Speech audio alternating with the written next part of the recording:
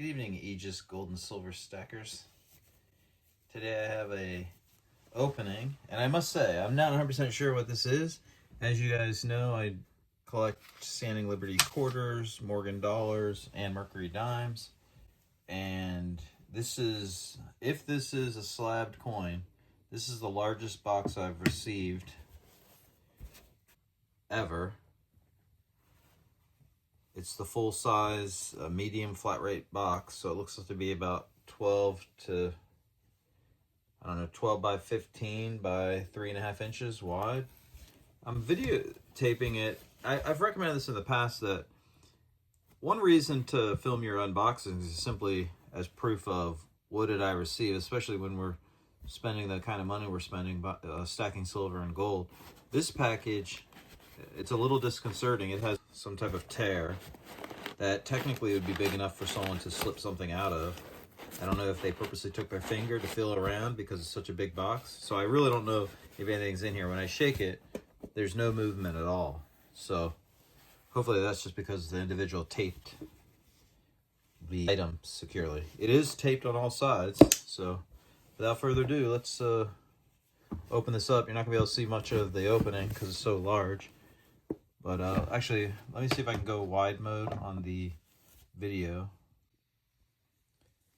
Okay, that's a wider mode of this tracked and insured package.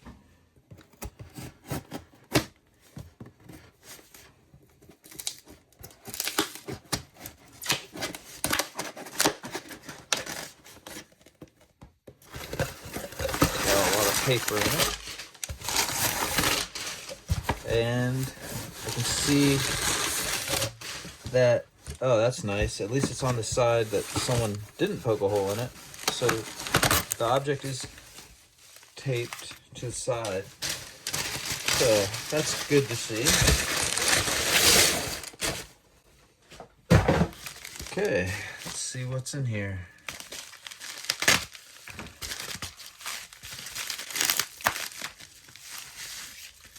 Okay, it's definitely a slabbed coin.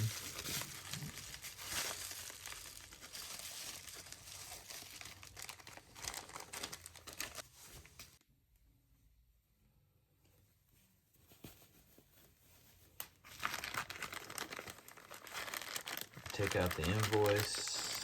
This is a 1921 Mercury silver dime.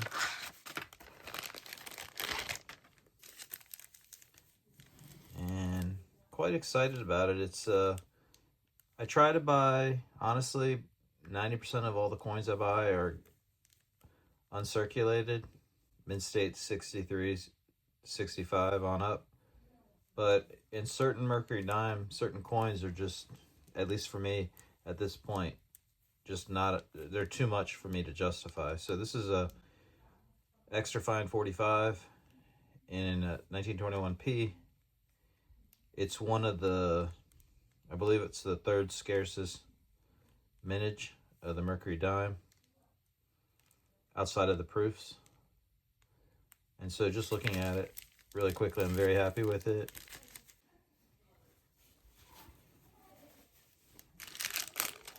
Do a little close up.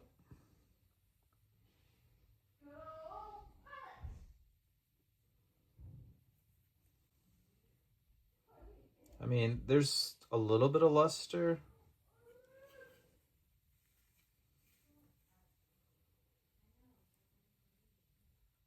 I mean, there's nice detail left on the coin. Probably a good time just to talk about what's going on with silver and gold. Last week, I tracked the precipitous 12% drop in gold as well as the 28 to 30% drop in silver, and I had my finger on the trigger. I actually found some silver that I wanted, I think at $82 an ounce, $83 an ounce, and I didn't buy. And then I found gold. There's only one site I found, Provident Metals, had, you could buy 2 American Gold Eagle 1 ounce coins for spot. And believe it or not, they were at 46, I want to say it was 46.10. I mean, it was basically at one of the low points. It might have been as low as 45.70. but I didn't buy.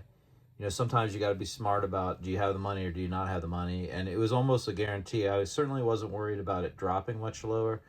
When it comes to silver, I understood that JP Morgan got rid of a lot of shorts at, I think, the $75 number. So I felt comfortable that I don't think we're going to see silver drop at least in the next 6 months below 78, like essentially a floor of 75 to 78. I just don't think that's going to happen. And sure enough, today silver is between 88 and $91.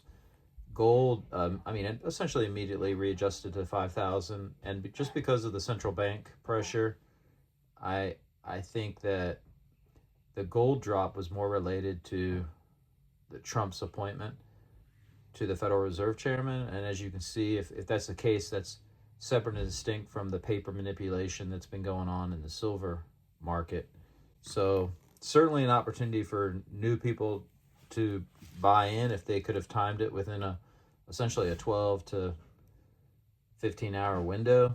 Heard a lot of complaints. I mean, obviously a lot of the people that just got in the last 3 months that were chasing the highs, they are, hurting or certainly upset and frustrated. But even today, if you look at 120 an ounce silver, which was last week, and you think of silver today at 90, there's, a lot of room for growth. And you could argue that if you can get silver close to spot, it's a good deal. That's my thoughts right now on the market.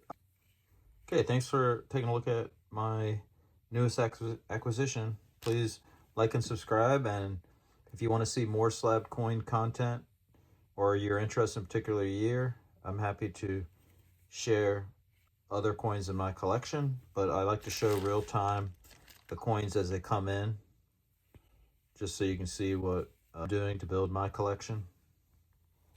Thank you.